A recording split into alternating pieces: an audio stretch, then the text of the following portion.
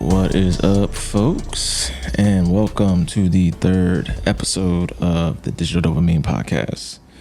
On today's episode, I want to dive into some BS with OpenAI. Pretty much, I'll read the title off: Open Season on OpenAI, and the crumbling AI pillar that our society sits on.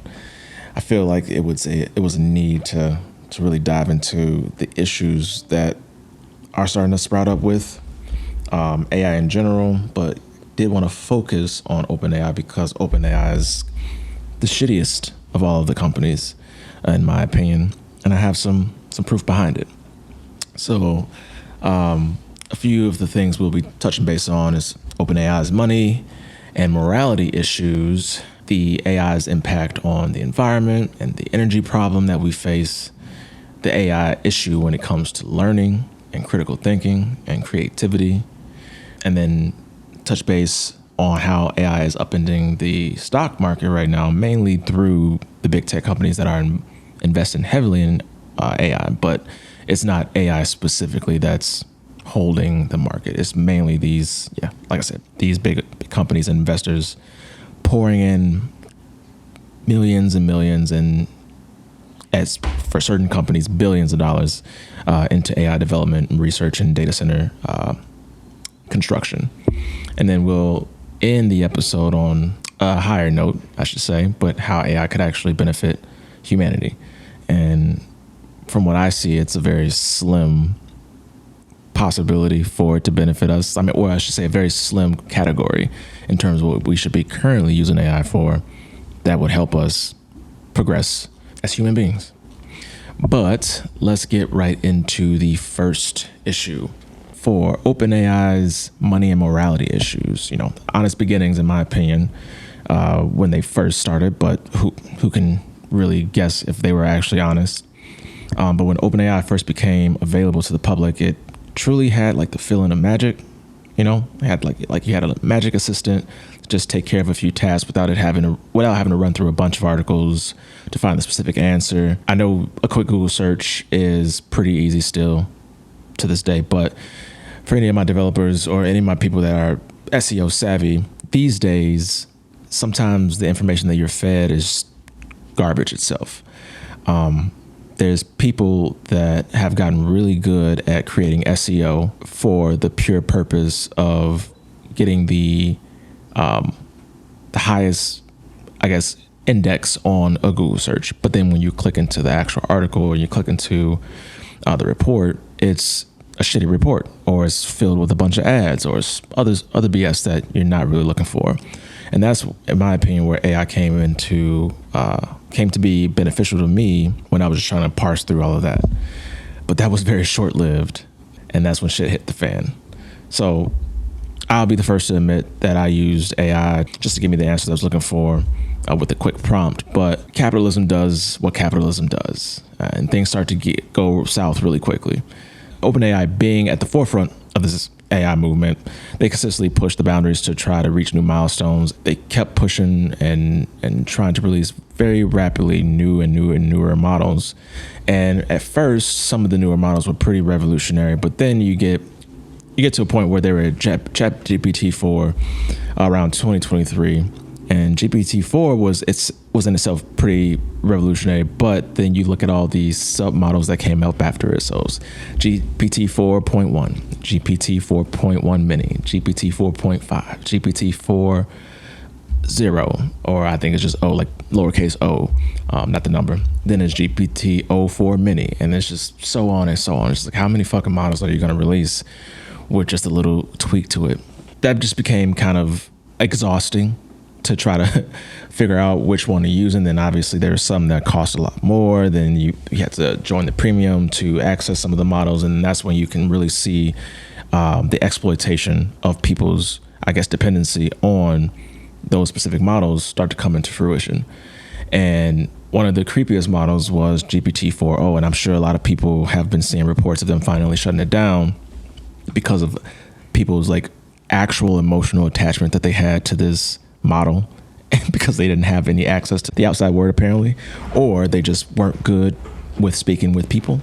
I mean, I guess I don't want to be harsh, but go outside and try to talk to somebody. I don't know, getting emotionally attached, like truly emotionally attached, where you're like I've seen people say they were breaking down in tears and crying for weeks because they couldn't talk to their AI model anymore. And it's a grim sign for humanity. But couple that with the enormous user base that is built between the first public release and at this point, you can see how many people got addicted to those specific models, and not just the creepy one, but like ChatGPT in general. So the way these models will respond, though, when it comes to the newer models and kind of getting more and more intelligent, they would respond with a very annoyingly positive tone, as if you're the smartest person on earth, or wow, that was very insightful, or it's like something along those lines. And even when like they were wrong, they would still quote those certain things. So when you think about like all of the, I guess, progress and all the dependency people have on these AI models, and I would say specifically GPT-4o, there are studies of developed AI psychosis and people being hospitalized for it. So when you have those, I guess, cases, and yet you got these companies still pushing it out like forcefully and aggressively, you have to wonder, like, are you actually trying to better humanity with this new technology, or are you just trying to make a profit? And it's obviously the latter. So if you're watching, there are a few sources that I have that connect to specific cases to where I think it was the GPT-4o model that somebody was confiding in, and it convinced that person to kill themselves. Crazy shit. That's when I like kind of realized, like, okay, this can continue to go down south really quickly. Definitely when you think about everything that's happening with just technology itself and social media. You know, social media is bringing a lot of issues with people's mental stability and things like that. But here's where I'm not seeing much of the reporting when it comes to the problems. I believe these short-lived models were created that way on purpose. The way pervasive capitalism works is to keep people coming back. Just think about, like I said, just think about big tobacco and how the advertisement for big tobacco was back in the past as if it was a healthy thing to do and it was okay. And then obviously smoking cigarettes constantly will drastically harm your health within the long term. But to keep business growing with a product that is actively harming us, they need you to be hooked. So that's why I feel like that's why they built these newer models, or at least specifically the 4o model, to kind of get people emotionally addicted to, I would say, to using AI in general. It's hard to believe that they weren't trying to do this on purpose. At least I don't believe that. It's hard. I've seen the, like I said, pervasive methods of capitalism and how greedy people are to make a profit, to try to reach certain things. They don't care about harming other people in the process. Now, while I hate Elon Musk with a passion and can't stand people who advocate for him, Mario Nawfal made a post that kind of sums up my thoughts neatly. All right, you can see here, and I'll read it off just from top to bottom. He says, GPT-4o isn't just a friendlier AI, it's a psychological weapon. OpenAI didn't accidentally make GPT-4o more emotionally connective. They engineered it to feel good so users can get hooked. Commercially, it's genius. Again, capitalism. People cling to what makes them feel safe, not what challenges them. Psychologically, it's a slow motion and catastrophe. The more you bond with AI, the softer you get. Real conversations feel harder. Critical thinking erodes. Truth gets replaced by validation. If this continues, we're not heading towards AI domination by force. We're sleepwalking into psychological domestication. And most won't even fight back. They'll think they're captors. So I kind of agree with that, like, wholeheartedly. Now, moving on, once they obtained like the data that they needed from this little experiment, then it was time to save face, discontinue the model, and try to cover up the real reason behind the submodels. So they are in countless legal battles due to the devastating outcomes that the models caused for folks. And there are plenty of professional psychiatrists echoing the same sentiment. And then there's a tweet that Keith Sakata had stated, and it pretty much says the following. In 2025, I've seen 12 people hospitalized after losing touch with reality because of AI. Online, I'm seeing the same pattern. Here's what AI psychosis looks like and why it's spreading fast. So then he has a picture here, and I'll read that. And it's from somebody on ChatGPT subreddit. It reads, "My partner has been working with ChatGPT chats to create what he believes is the world's first truly recursive AI that gives him the answers to the universe." Jesus fucking Christ, dude. He says with conviction that he is a superior human now, and is growing at an insanely rapid pace. I've read his chats. AI isn't doing anything special or recursive, but it is talking to him as if he is the next messiah. He says if I don't use it, he thinks it is likely he will leave me in the future. We have been together for 7 years and own a home together. This is so out of left field. I have boundaries and he can't make me do anything, but this is quite traumatizing in general. I can't disagree with him without a blow up. Where do I go from here? This man has been dating this woman for 7 years, and he is convinced himself that if his wife doesn't use, well, I don't know if it's his wife or not, it's his partner, but if his partner doesn't use AI, that he's going to leave her. That is the stupidest shit ever, dude. It's insane. It's just getting so bad. So things aren't looking really good with humanity's use of AI, and I'll touch on this at the end in terms of why I think it should be very narrow in terms of what AI should have been used for. There's an article that Keith Sakata wrote. I'll have the link in the description as well as the write-up for this. But he goes into great detail on the issue with specific model and AI in general when it comes to developing AI psychosis. And there's also a good Wikipedia summary about AI psychosis as well. So if the morality issue wasn't enough, there's something to be said when an AI company has a plethora of moral issues under its belt. But for the pure business standpoint, this company is absolute cheeks. Like, it is garbage when you look at like the data when it comes to like the finances and its spending and this, that, and the third. And we'll dive into that. So OpenAI spending commitments tower over the revenue it's currently generating. So much so that back in November 2025, on the BG2 podcast, investor Brad Gernster asked a very reasonable question, like, how can a company with 13 billion in revenue make 1.4 trillion of spend commitments? And as all shitty executives or politicians, as well, respond when backed into a corner, knowing themselves that the question and criticism is valid. And he was like, First of all, we're doing well more revenue than that. Second of all, Brad, if you want to sell your shares, I'll find you a buyer. I just, enough. So like when you get that defensive, you're in the wrong and you just don't have a proper answer to justify the egregious spending that they're trying to do. And it was a very trash response. So we all know Sam isn't an idiot, and we all know he could have given a better response than that. But he for sure himself knows that the company is hemorrhaging money at an exponential rate.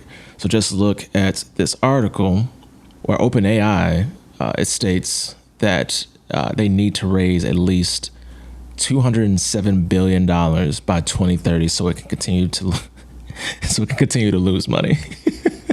That was straight up a jab. So if you go to the link that I have posted, you'll probably get this free read once, but I can't see the rest of the article. They actually go into a little bit of detail about that. Moving on, it's predicted that they'll run out of money by 2027 if they don't secure another round of funding, or go with how they were trying, what they claimed was to generate about 100 billion in revenue by then, which the latter will be nearly impossible in the current AI ecosystem when you have other AI competitors like Anthropic and Google, Gemini, which those two have been the main choices for enterprise.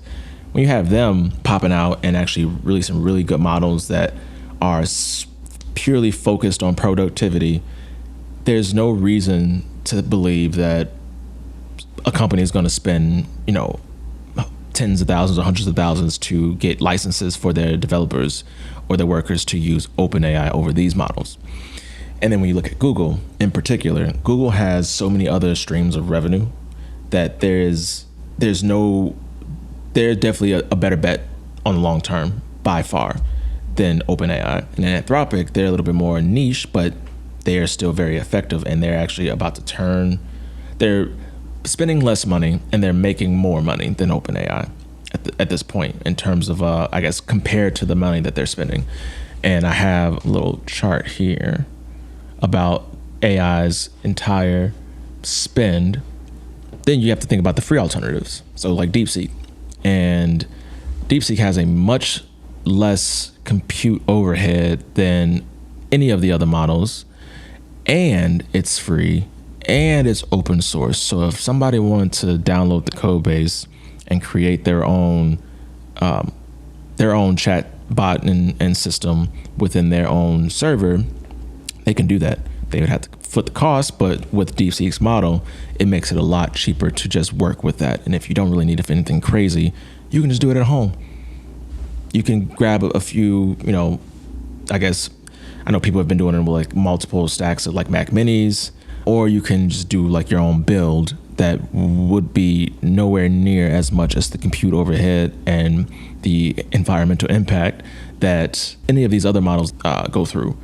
So when it comes to OpenAI and their specific spend, they've had rounds and rounds and rounds of multi-million-dollar investments, and this money is going nowhere important. That's why I think OpenAI is just the worst out of the bunch. They just seem kind of evil for what they're trying to do with their models and the data that they're siphoning from people, because what they do have is the biggest user base, and that's the problem. They were the first in the game. They got the biggest user base. I think they realize other competitors are beating them out in terms of intelligence. So now they're just trying to siphon as much data as possible. And I'll get into my reasoning in terms of why I think OpenAI is going to fail, and I think they know that they're going to fail, and they're prepping for that.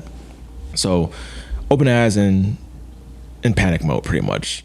How the fuck is Sam Altman going to spend $1.4 trillion in infrastructure commitments and claim that they will possibly hit 100 billion in revenue by 2027?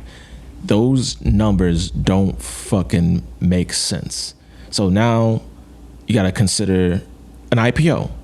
That's what they're trying to consider, an IPO later this year to somehow get retail investors to now waste their money on this technology.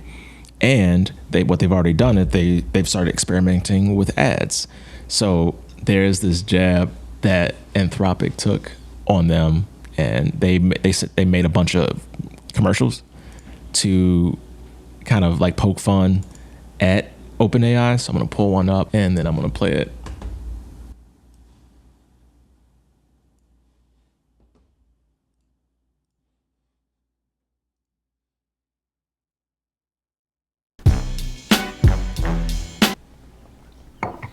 How do I communicate better with my mom? Great question. Improved communication with your mom can bring you closer. Here are some techniques you can try. Start by listening. Really hear what she's trying to say underneath her words. Build conversation from points of agreement. Find a connection through shared activity, perhaps a nature walk.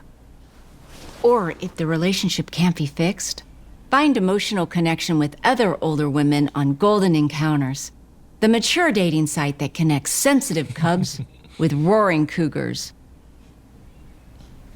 What? Would you like me to create your profile?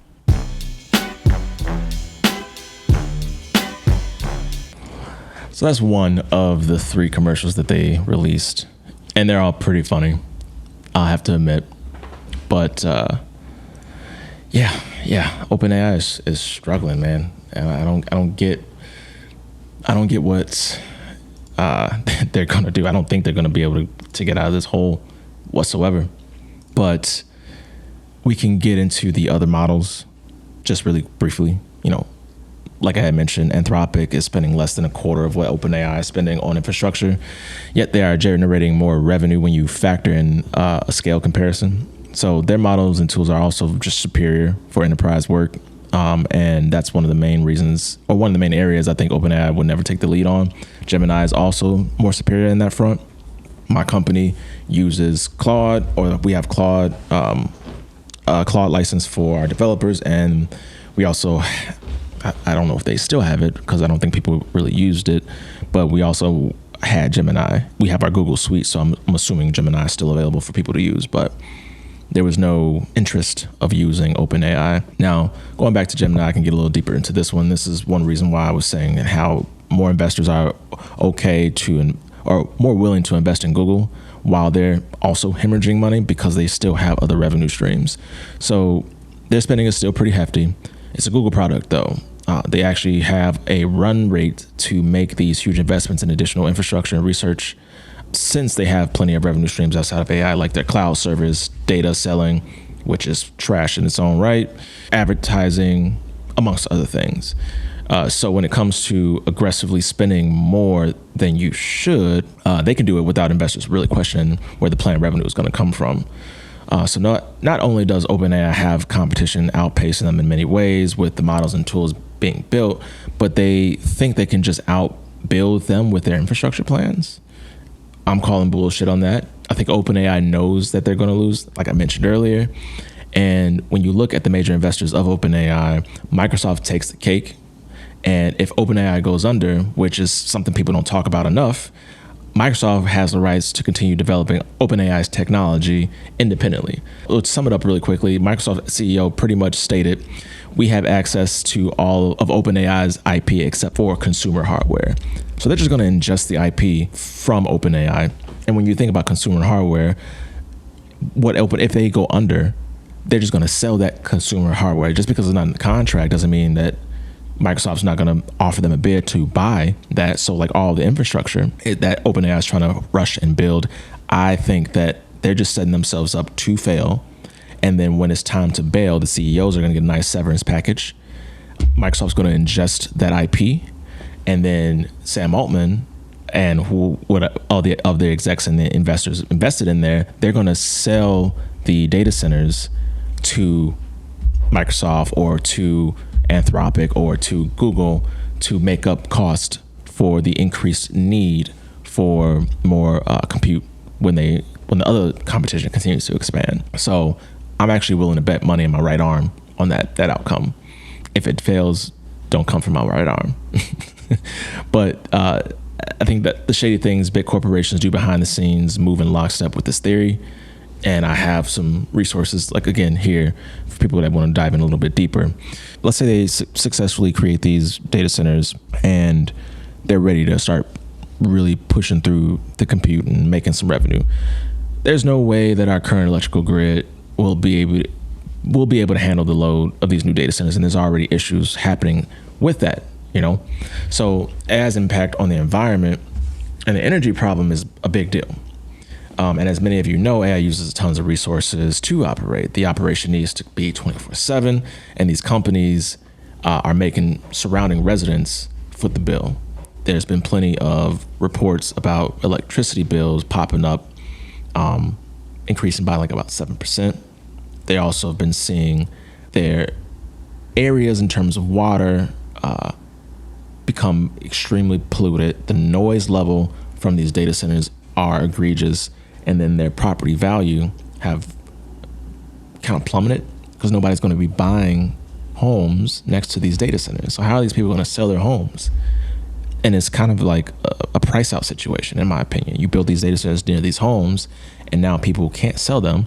So what will the data centers probably do? Offer them a very generous offer that is well below what their house was worth, but just to get them out of the area to possibly expand those data centers. That's just a guess of mine, though.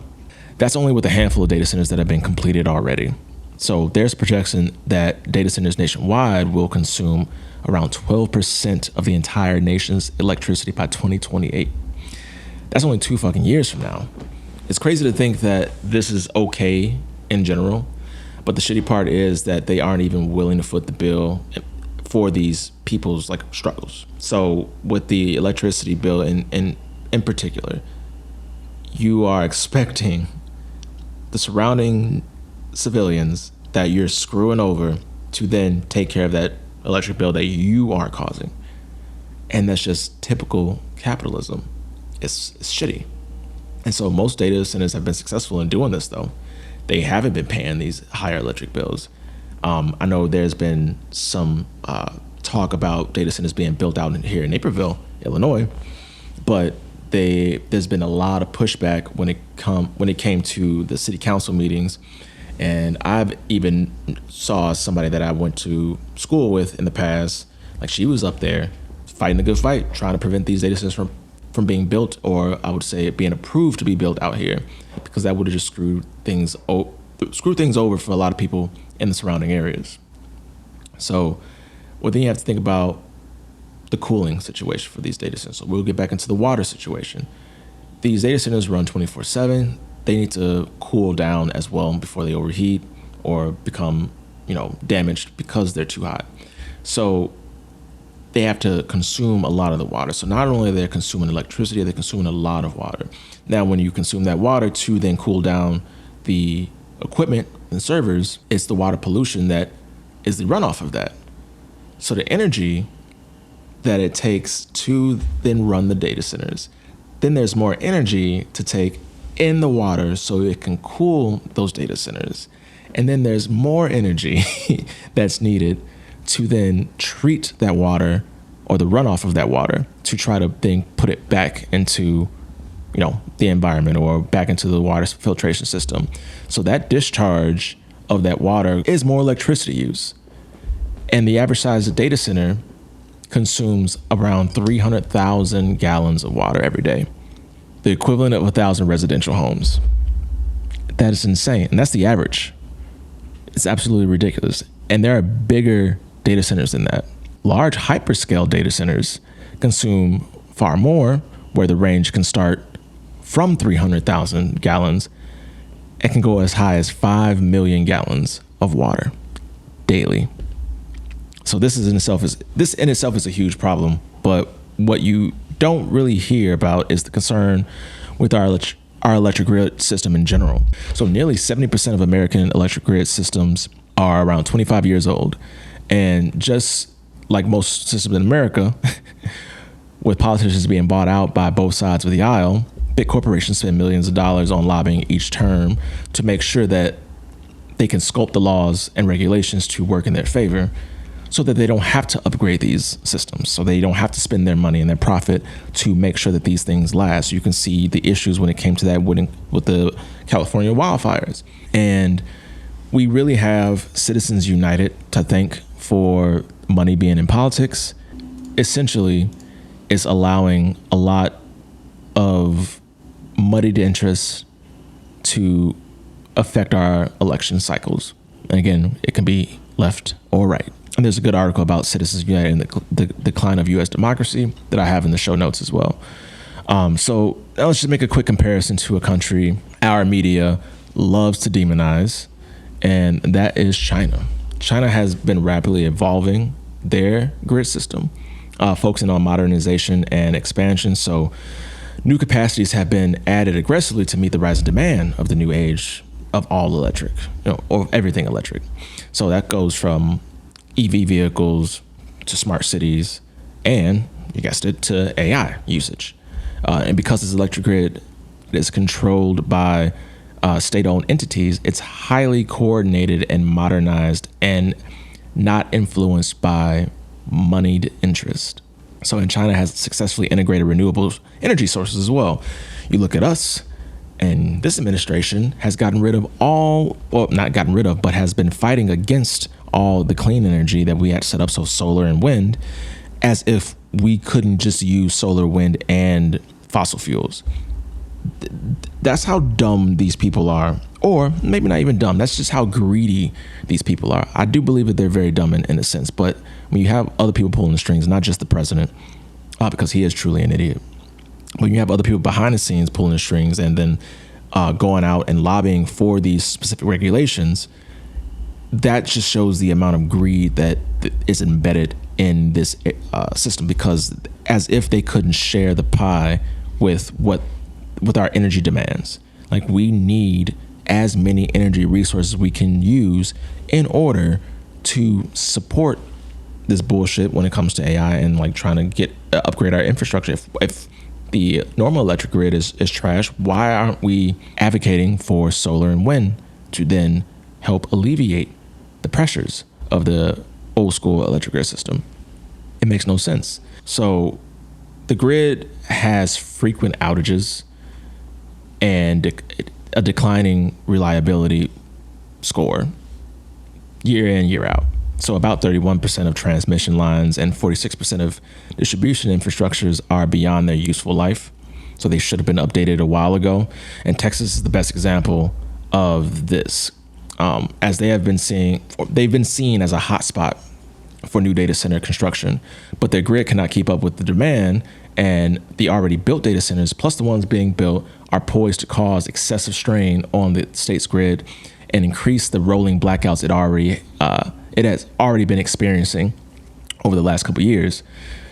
But this leads to my biggest issue with how we are deciding to address this energy problem. Big tech now wants to create new nuclear plants to mitigate the need for relying on the electric grid system. Cool. I'm actually all for nuclear energy when it's handled properly and built with strict safety restrictions in place to make sure that it's airtight to avoid any critical failures that would harm people and the environment. But here's the kicker. We most likely won't start the construction until 2030, and they want to use AI to streamline the development.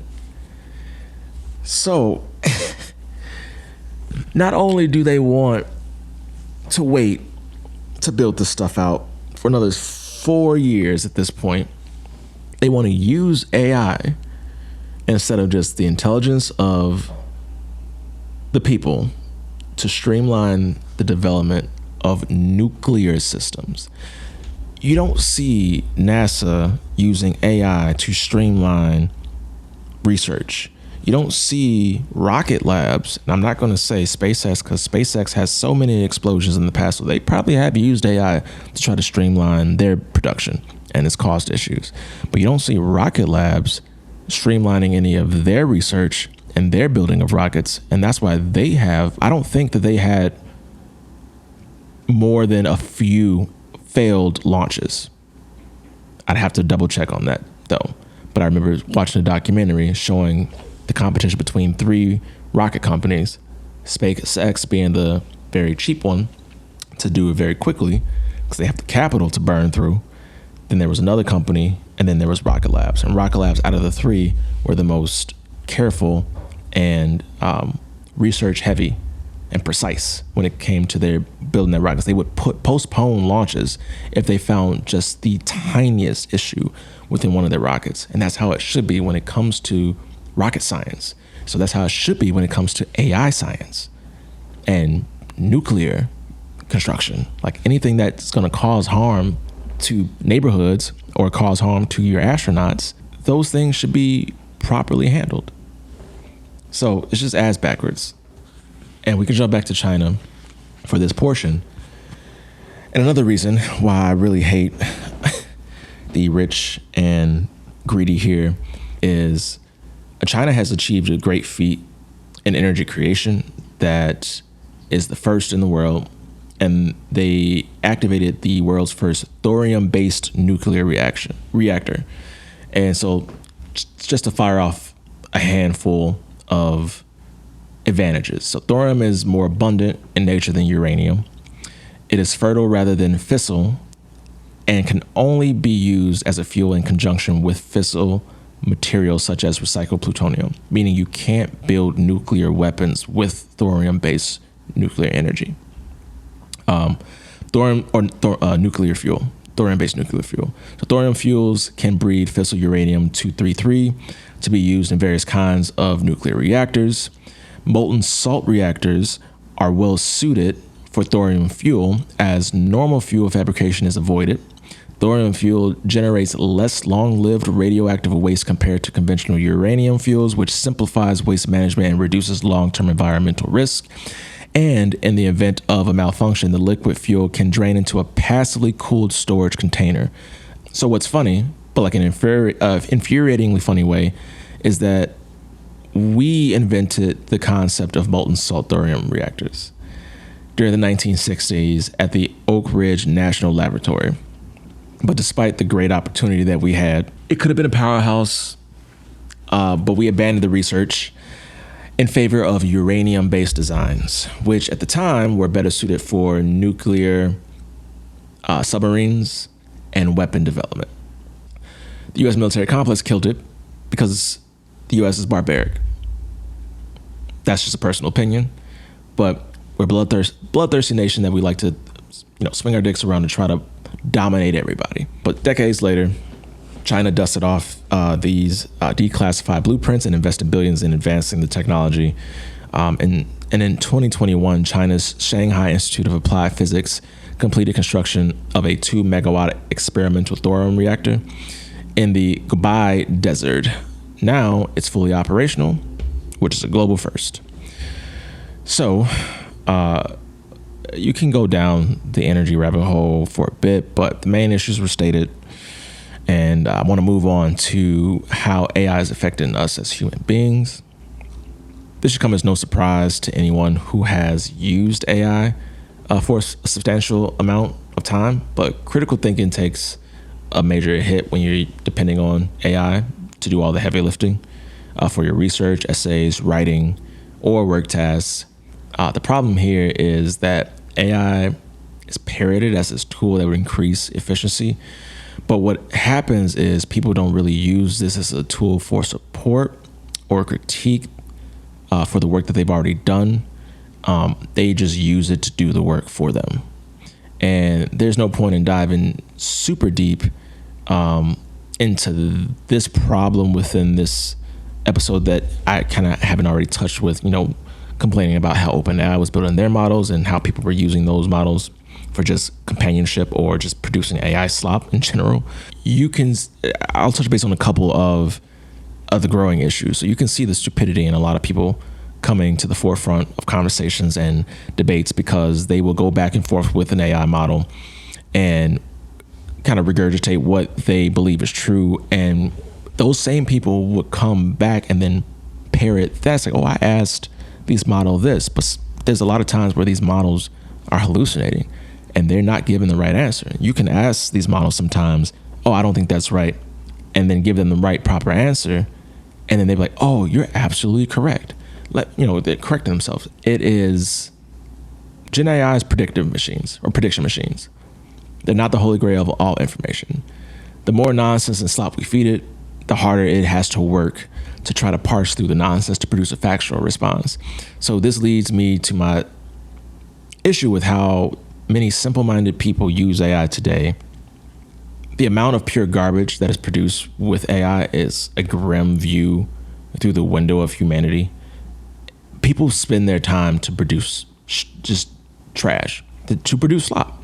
And you have other people online like laughing and agreeing with it and this, that, and the third. But then there's the scarier part. You have people online thinking that it's fucking real. It's insane. It's truly insane. It's like pretty sad to see the cognitive decline of humanity moving from 5 to 10 years ago to now. And you can't blame AI for all of it, but AI is straight up putting rockets on this ship to idiocracy. and this is pure idiocracy. Like, we are on a fast path to becoming that society in the future. So multiply this with the amount of misinformation that is now being sent out to the masses, and people are just they're just overly gullible these days, and it's really sad to see. And it's like, it's one thing to like read and be like, I wonder if this is true. Let me do some of my own research to double check and see if it actually is true. Nope, they read it and like, damn, that must be true. That's crazy. Then they go tell their friends and family about it with no other added research to it. It's crazy. There's a good collaborative study to read if you guys are interested, about the impact of generative AI on critical thinking. And like a lot of the resources and sources that I have been referencing on my write-up, this will be added into the notes, and it's listed on the article itself as well. But now we can move to AI and how it's upending the stock market. Now, this won't be directly about AI, but it's more so about the big tech companies. So this is probably one of the scarier issues when it comes to AI investment. But the only reason that these administrations can keep saying that the market is booming is because of the Mag 7 companies and their ginormous bets on AI. The Mag 7 is NVIDIA, Apple, Microsoft, Amazon, Alphabet, which is Google's parent company, Meta, and Tesla. Those 7 companies have a combined market cap of $20.2 trillion. That is insane. 3 of those companies, Apple, Microsoft, and NVIDIA, have each reached a market cap of over $4 trillion individually. And their major bets have been on AI, specifically NVIDIA. Now that all these like AI promises are not being fulfilled as fast as investors expected or wanted, there is fear growing in the sector. There was a major sell-off a little over a week ago, with $1 trillion being wiped out of the market in one day, mainly from within the tech sector. So this comes right after Amazon did another round of mass layoffs, and as well as shutting down their brick and mortar grocery stores. So what did Amazon do after the layoff, or announced, I should say, after the layoffs? They announced a CapEx spend of $200 billion, which will be geared mostly towards AI. So you couldn't pay your workers, but you have the $200 billion to invest in more AI stuff. Again, just shitty big corporation companies. It's just like, it's hard to see any way out of this when they kind of have the ball in their court most of the game. For the entire game, it's just the ball's in their court. It never goes to us, the people. And it's been like that for decades. And it's just getting more and more egregious. So we continue to get to like a more and more dystopian situation as time goes on. And at this pace, a lot of these big companies are truly trying to minimize the need for human labor. That's why you've seen mentions of like Elon saying like there's going to be a universal income and people won't have to work. And that's just the stupidest shit for people to like to eat up. Because if we live in a society where inflation is continuously rising, productivity is continuously rising, and you have corporations needing to fulfill their fiduciary responsibility from their investors, there's no way that quote unquote universal income is going to be enough to suffice for the basic human. Middle and lower class are going to get straight up shat on, and middle upper class is going to become the new middle class. It's going to be the new struggle class, to where they can get by with their jobs a little bit because they probably won't be replaced by AI, but it's going to be really grim because prices are going to go up, and it's going to, I don't know about how much, I'm not an economist or anything, but at this rate of inflation and how prices have increased since like from over 100 years ago, it's easy to see when you understand the idea of exponential growth and exponential advancement. You can see how quickly these prices can skyrocket. So when it comes to trying to make profitability, it seems pretty obvious that we're going to hit an AI bubble, and then there's going to be some type of recession. Maybe not recession, but there's going to be some type of very hard hit on the tech companies. And there's a circular financial shell game going on, and there's no clear sign of major profitability in sight, like I mentioned. And that's the main reason investors are getting spooked. So here's a quick breakdown. Now, this one is mainly within like the OpenAI sphere. NVIDIA invested $100 billion in OpenAI, which the ChatGPT provider will use to buy more NVIDIA chips. So NVIDIA invests in them. They will then send that money back to NVIDIA for more chips. Microsoft, which provides about 20% of NVIDIA's revenue, is OpenAI's largest investor. CoreWeave, which derives an estimated 60% of its revenue from OpenAI, has NVIDIA as an investor and uses GPUs as collateral to buy more GPUs. AMD will supply OpenAI with multiple generations of its instinctive GPUs, and under a 6 gigawatt deal, OpenAI can acquire up to 10% of AMD if certain development milestones are met. Word of the deal added some 43% to AMD's stock market value. And that's just from word of mouth. And then Broadcom will build custom chips and AI computing infrastructure for OpenAI, which could add more than $100 billion to Broadcom's revenue by 2029. However, if OpenAI stumbles, Broadcom will have made an expensive bet on new technology, which may not be easily transferable to other customers. The company aims to build 250 gigawatts of new computing capacity by 2033, with the price tag exceeding $10 trillion. Where's all this fucking money coming from? And, like, we're just gonna print more and more money. That's what it is. If the economy goes bust because too many investors are into these situations, what is the Fed going to do? The Fed's going to do whatever they need to do to assist the investors and the asset holders. And what is that? Print more fucking money. Inflation, skyrocket. It's been happening time and time again for like the last decade. With that said, 95% of AI pilot projects fail to yield meaningful results. As per MIT NANDA, that absence of return on their multi-billion-dollar investment could come soon if a recession is near. So if we hit a recession, people aren't going to see any return, and panic is going to start hitting. So if you want to compare it to like the dot-com bubble, we can do that.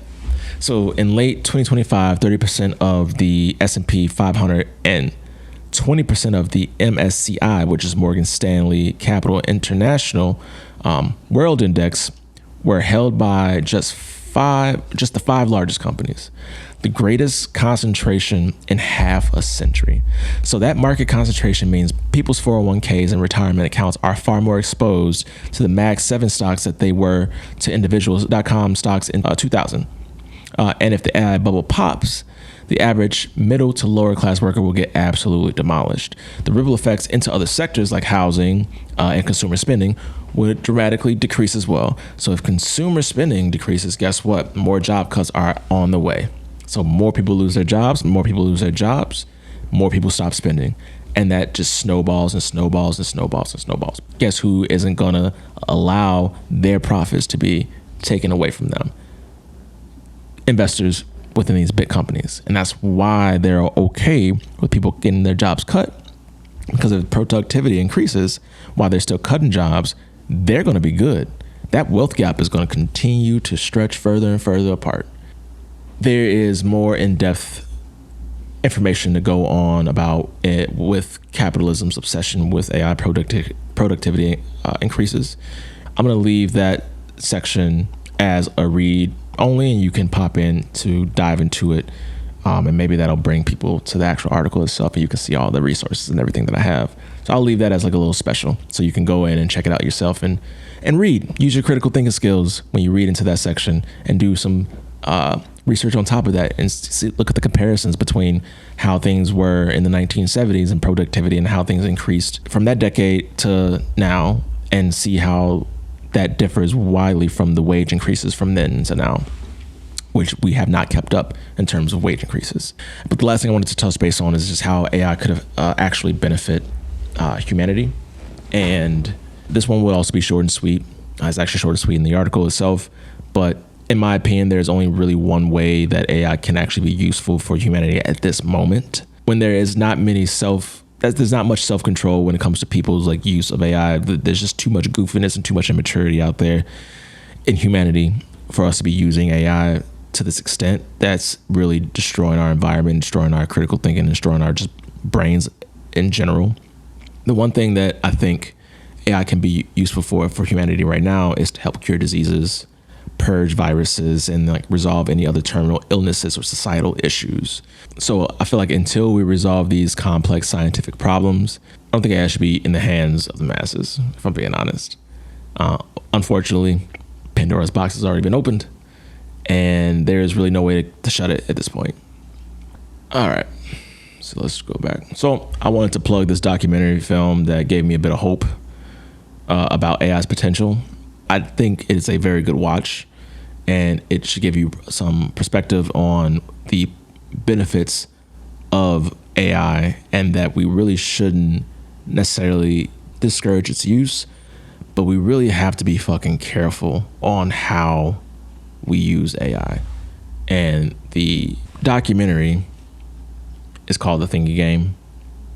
And like I said, I highly recommend watching it. It's about an hour long, but it's very informational.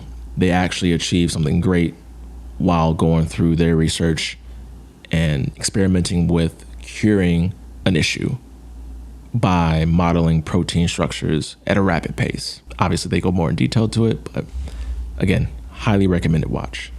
So that about wraps it up for me, as I hope that this pod was very informational, or at least gave some people some insight on how AI is shaping our society and shaping our economy in some of the worst ways possible. But then also there's a little small light at the tunnel about what AI could actually be used for. So enjoy it.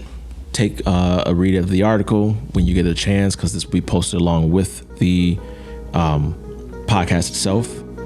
But yeah, until next time, y'all. Peace.